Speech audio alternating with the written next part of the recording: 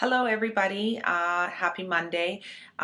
Welcome to our tip of the week. And today we're going to be talking about nonverbal communication. And I was really surprised to learn that I think it's about 7% of our communication is conveyed verbally using words, and the remainder of the communication takes place in the form of our body language and our tone of voice. And when I found out about this, I was surprised. And then things started to make sense for me in terms of why some people have the reaction to me the way that they do.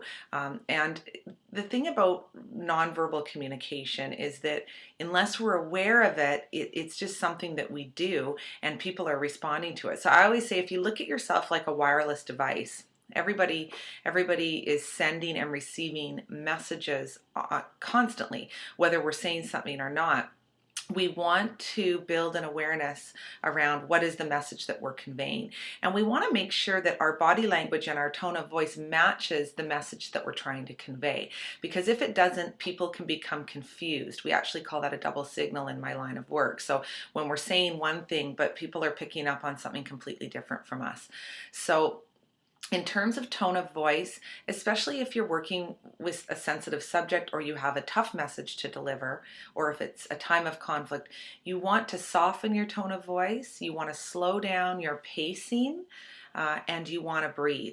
Now, this is probably one of the biggest points of conflict between communication amongst First Nations people and non-First Nations people working with them.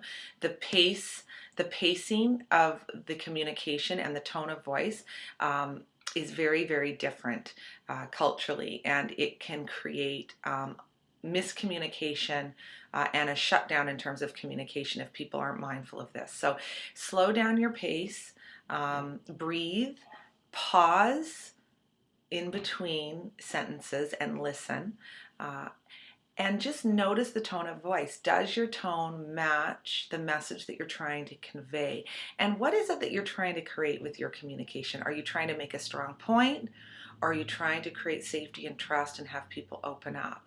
So think about the message you're trying to convey. Think about the environment you're trying to create and match your tone and pace with that. In regards to your body language, maintain a relaxed posture and an open posture. So avoid the arms crossed and place your hands somewhere at your side and maintain eye contact with whomever you're communicating with. And ensure that if you want to keep the communication open, ensure that your body language and your facial expression is creating an open feel.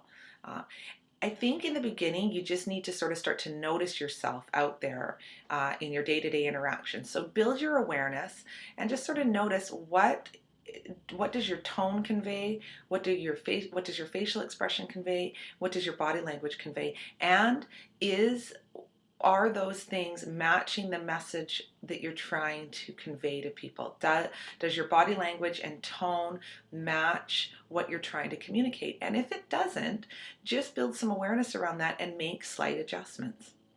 Have a great week. Talk to you next week. Bye.